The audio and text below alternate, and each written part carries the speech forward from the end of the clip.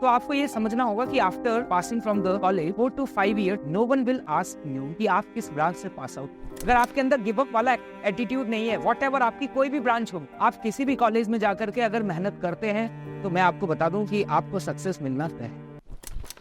Hello everyone, welcome back to this channel. दोस्तों, J advance के result के बाद आप में से कई सारे स्टूडेंट्स इस समय थोड़ा सा कंफ्यूज है, क्योंकि उनका जे एडवांस का कट ऑफ क्वालिफाई हो चुका है, लेकिन उनकी जो रैंक आई है ना, उस रैंक के बेसिस पर उनको टॉप आईआईटीज में टॉप ब्रांचेस नहीं मिल पा रही। अब कंफ्यूजन ये है कि हम टॉप आईआईटीज में लोअर ब्रांचेस लें या फिर जो नए आईआईटीज हैं उसमें टॉप ब्रांचेस लें। पहला कंफ्यूजन ये है। दूसरा कंफ्यूजन ये भी है कि उनकी जेईई मेंस में एक डिसेंट रैंक है ना भाई, और जेईई मेंस में टॉप 15 एनआईटीज में आप लोगों को कोई डिसेंट ब्रांच मिल गई। अब पॉइंट ये है कि आईआईटीज को ऑप्ट करें या फिर एनआईटीज की तरफ मूव करें। अब सबसे ज्यादा कंफ्यूजन तब होता है जब आप लोग 10 लोगों से पूछ रहे हैं। सपोज आप लोगों ने 10 अलग अलग टीचर से पूछा, अपने रिलेटिव से पूछा, तो हर किसी की अपनी अपनी एक अलग राय है। अब वहां से ये कंफ्यूजन और ज्यादा बढ़ रहा है, और मेरे पास लगातार बहुत सारे स्टूडेंट्स के मैसेजेस आ रहे हैं कि सर मुझे इस आईआईटी में ये ब्रांच मिल रहा है, इस एनआईटी में ये ब्रांच मिल रहा है, और अब क्या करूं, मुझे क्या डिसीजन लेना चाहिए।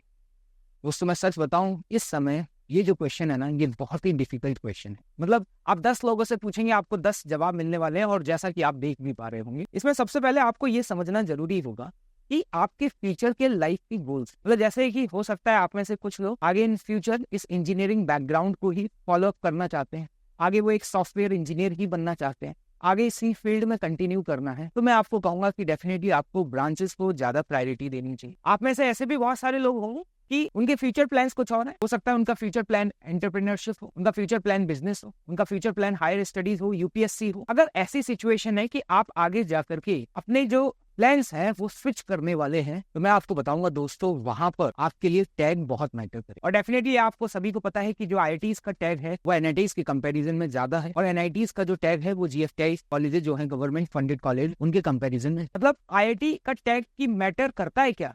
हाँ, डेफिनेटली करता है दोस्तों। जब आप आगे जाकर के जब किसी प्लेसमेंट्स वगैरह में बैठते हैं तो वहां पर आपके आईआईटीएन टैग होने का एक अलग ही इम्पैक्ट पड़ता है।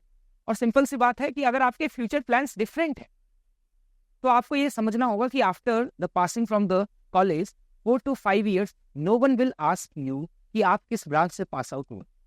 जैसे आज no one will ask me कि आपने आईआईटी रुड़की में किस ब्रांच से पास आउट हुए। एवरीवन विल आस्क यू कि आप किस आईआईटी से पास आउट। तो सबसे पहले आपको अपने गोल्स को समझना बहुत इंपॉर्टेंट है कि एक्चुअली में आपके आगे के फ्यूचर्स प्लान।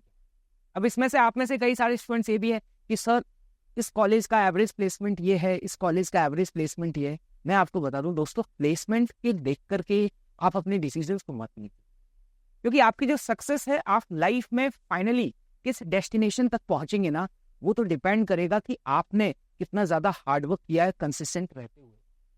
अगर आपके अंदर गिव अप वाला एटीट्यूड नहीं है, वॉट एवर आपकी कोई भी ब्रांच हो, मैं तो ये कहूंगा आप किसी भी कॉलेज में जाकर के अगर मेहनत करते हैं तो मैं आपको बता दूं कि आपको सक्सेस मिलना तय है। ठीक है, मतलब सक्सेस कॉलेज और किसी पर्टिकुलर ब्रांच से डिसाइड होने वाली नहीं है।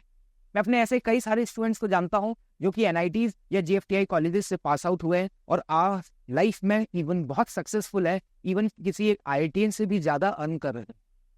तो after passing from the college आप लाइफ में कहां तक पहुंच पाएंगे, आपकी लाइफ में कितने अचीवमेंट्स होंगे, आपकी लाइफ की सक्सेस क्या होगी, वो तो दोस्तों इस बात पर डिपेंड करेगा कि एक्चुअली में आपने इस नेक्स्ट 4 to 5 ईयर्स में अपनी लाइफ में अपनी एनर्जी को किस डायरेक्शन में डिवोट किया। लेकिन एक बात बता दूं, अगर आप टॉप 5 to 7 आईआईटीज में जाते हैं तो वहां पर डेफिनेटली आपको एक्सपोजर ज्यादा बेहतर मिलेगा, वहां पर डेफिनेटली नंबर ऑफ अपॉर्चुनिटीज ज्यादा होंगी, नंबर ऑफ ऑप्शंस आपके पास ज्यादा होंगे। अगर वो चॉइसेस आपके पास है और आपके लाइफ के आगे के डिफरेंट प्लान्स हैं, तो मैं आपको कहूंगा definitely you should go for the top 7 IITs. लेकिन अगर आपको भाई सीएस ही चाहिए, आपको अपना फ्यूचर आप सिर्फ और सिर्फ इस आईटी सेक्टर में ही देख रहे हैं, तो आपको सीएस ब्रांच भी ऑप्ट कर सकते हैं। लेकिन डिसीजन इज योर, ये डिसीजन आपके ऊपर डिपेंड करे। अब इसमें एक और स्पेशल कैटेगरी है आप में से जिन लोगों ने इस साल क्लास 12th का एग्जाम दिया। अब उनके पास एक और ऑप्शन है ड्रॉप का। जैसे मेरे साथ कई सारे स्टूडेंट्स का इंटरेक्शन हुआ जिनके मार्क्स 130 140 आ रहे हैं या 120 आ रहे हैं, इवन 170 180 भी आ रहे हैं। अब उनके दिमाग में ये चल रहा है क्या मुझे ड्रॉप लेना चाहिए, is it a wise decision. Even कई सारे मेरे पेरेंट्स के साथ भी डिस्कशन हो रहे हैं तो उसमें ये बहुत बड़ा कंफ्यूजन बना है, क्या ड्रॉप लेना वर्थफुल होगा या नहीं। तो मैं आपको फिर से एक बार बताना चाहूंगा, इसमें आप किसी की भी मत सुनिए, इसमें आप अपने आप से पूछिए क्या आप में इतना पोटेंशियल है, क्या आप कंसिस्टेंटली नेक्स्ट आने वाले 8 to 10 मंथ्स तक रेगुलरली एफर्ट्स कर सकते हैं। अगर आपको लगता है कि आपने लास्ट सेशन में कई सारी मिस्टेक्स की हैं, आप में बहुत अच्छा पोटेंशियल है, आप फिर से नेक्स्ट 10 मंथ्स तक उसी जज्बे के साथ मेहनत कर सकते हैं जिस जज्बे से आपने जेई की प्रिपरेशन स्टार्ट करी थी, तो ड्रॉप लेना आपके लिए वर्थ रहे। मैं कई सारे स्टूडेंट्स को जानता हूं जिन्होंने ड्रॉप लिया और ड्रॉप लेने के बाद इस साल काफी अच्छा स्कोर किया। इस साल उनका जो स्कोर है वो 200 या 200 प्लस तक भी पहुंचा। तो पॉइंट इज दिस कि व्हाट यू वांट। अगर आपको लगता है definitely you should take the drop. और ड्रॉप लेने के बाद आप ये मत सोचिए कि मैं घर बैठ करके सेल्फ स्टडी करके, क्योंकि मेरे पास तो क्लास नोट्स हैं, मैं क्लास नोट्स को रिवाइज करके सेल्फ स्टडी करके मैं इस रैंक तक पहुंच जाऊंगा, मैं टॉप 1000 के अंदर आ जाऊंगा। दोस्तों ये बहुत ही मुश्किल होता है, ठीक है। You need a driving force. आपको एक ऐसे क्लासमेट्स चाहिए जो एक सेम गोल के लिए फाइट कर रहे हैं, एक अच्छा कंपटीशन चाहिए, रिगरस एफर्ट चाहिए, डिसिप्लिन में रह करके रेगुलर कंसिस्टेंट आपको एफर्ट्स करने पड़ेंगे, तब जाकर के आप एक टॉप रैंक तक पहुंच सकते हैं। और वो तभी पॉसिबल हो सकता है जब आपके सामने एक ड्राइविंग फोर्स हो जो आपको लगातार आपको पुश करे। और डेफिनेटली कहीं ना कहीं हर चैप्टर में कुछ ना कुछ तो कमियां होंगी, कुछ ना कुछ ऐसे टॉपिक्स होंगे जिनमें आपको अभी इतना कॉन्फिडेंस डेवलप नहीं हुआ होगा, तो हमें उन टॉपिक्स पे वर्क करना पड़ेगा, उन टॉपिक्स को और स्ट्रांग बनाना पड़ेगा। और ऐसा तभी संभव हो पाएगा जब आप क्लासेस अटेंड करें। तो अगर आपको ड्रॉप लेने का प्लान है ना, तो मैं आपके लिए एक बेस्ट ऑप्शन बता रहा हूं आपको, कॉन्कर एसआरजी बैच। स्पेशली ये बैच उन स्टूडेंट्स के लिए जो इस साल जेई एडवांस का कट ऑफ क्वालिफाई कर चुके हैं। इवन कोई भी आप में से ऐसा स्टूडेंट है जिसको लगता है कि यार सर मैं जेई एडवांस का कट ऑफ तो क्वालिफाई नहीं कर पाया, लेकिन मेरे अंदर पोटेंशियल है, मैं बहुत अच्छा कर सकता हूँ, मेरा उस दिन अच्छा नहीं गया था, लेकिन मेरे अंदर ये कैलिबर है कि मैं इस बैच के लिए एलिजिबल हूँ और मेरे फंडामेंटल्स बिल्कुल क्लियर हैं, मुझे सिर्फ और सिर्फ कुछ पर्टिकुलर सेलेक्टिव टॉपिक्स पे ही एफर्ट्स करने हैं। तो उसके लिए एंट्रेंस टेस्ट है। पहला एंट्रेंस टेस्ट अभी 12 जून को हो चुका है, उसका रिजल्ट आ जाएगा। और अगला एंट्रेंस टेस्ट जो है दोस्तों वो आप लोगों का 18 जून को होगा। इस एंट्रेंस टेस्ट में आपके परफॉर्मेंस के बेसिस पर आपको इस बैच के लिए एलिजिबल किया जाएगा। And this is a panel for the physics, chemistry and mathematics. और आप देख पा रहे होंगे इंट्रोडक्शन का इनमें से कोई भी मोहताज नहीं है।